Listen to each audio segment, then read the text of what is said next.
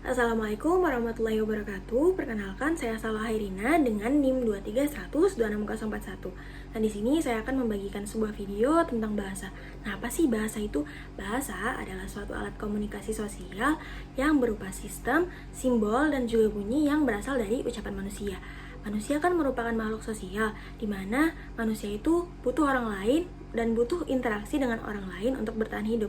Nah, untuk berinteraksi dengan orang lain, kita membutuhkan suatu alat komunikasi yang bernama bahasa. Nah, di Indonesia sendiri, bahasa yang digunakan adalah bahasa Indonesia. Bahasa Indonesia telah disahkan pada tanggal 18 Agustus 1945 di Undang-Undang Dasar Negara Republik Indonesia pasal 36 bab 15 yang berbunyi bahasa negara ialah bahasa Indonesia. Nah, adapun keputusan Kongres Bahasa Indonesia II pada tahun 1954 di Medan yang menyatakan bahwa bahasa Indonesia berasal dari bahasa Melayu.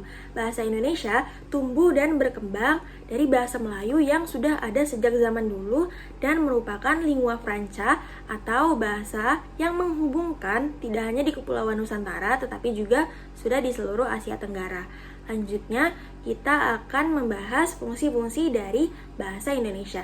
Yang pertama, fungsi bahasa Indonesia adalah sebagai bahasa nasional, di mana sebagai bahasa nasional kita tidak boleh melupakan momen Sumpah Pemuda yang berhasil memunculkan kesadaran berbahasa yang satu, bahasa Indonesia. Nah, sebagai bahasa nasional, bahasa Indonesia juga memiliki fungsi sebagai lambang kebanggaan kebangsaan, lambang identitas nasional, kemudian alat pemersatu daerah, dan juga alat perhubungan antar budaya dan antar daerah. Yang kedua, fungsi dari bahasa Indonesia adalah sebagai alat komunikasi, di mana manusia kan membutuhkan orang lain untuk berinteraksi. Nah, untuk berinteraksi itu, kita sebagai manusia bisa melalui dua komunikasi. Yang pertama ada komunikasi verbal, dan yang kedua adalah komunikasi nonverbal, di mana komunikasi verbal ini ya bisa kita lakukan dengan cara lisan dan juga tulisan. Kemudian untuk komunikasi yang nonverbal bisa kita lakukan melalui simbol, isyarat, bunyi, dan yang lain yang nantinya akan diterjemahkan ke dalam bahasa Indonesia. Contohnya adalah lampu lalu lintas. Selanjutnya, fungsi bahasa Indonesia yang ketiga adalah bahasa Indonesia sebagai lambang kebanggaan kebangsaan, di mana tidak semua negara di dunia itu memiliki bahasa yang dikenal secara luas dan juga dijunjung tinggi. Nah, adanya bahasa yang dapat mempersatukan suku yang berbeda itu merupakan kebanggaan bagi bangsa Indonesia. Kemudian itu berarti bahwa bangsa Indonesia sangat memperhatikan perbedaan yang ada di Indonesia.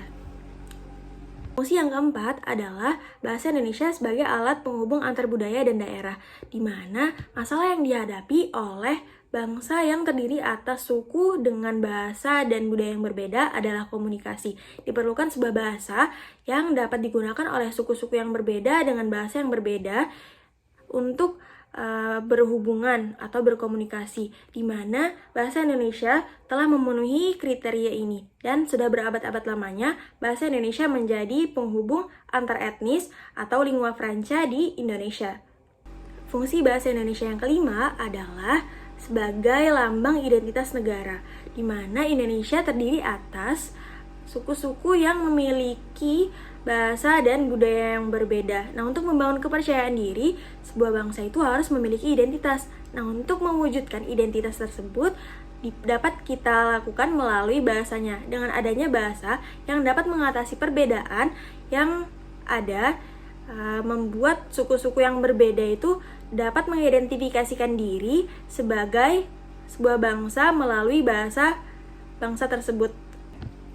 Fungsi bahasa Indonesia yang terakhir adalah bahasa Indonesia sebagai alat pemersatu suku bangsa. Sebuah bangsa yang memiliki berbagai suku-suku bangsa yang berbeda dengan bahasa dan budaya yang berbeda akan mengalami masalah dalam melangsungkan hidupnya karena adanya perbedaan yang dapat memicu perpecahan di negara tersebut.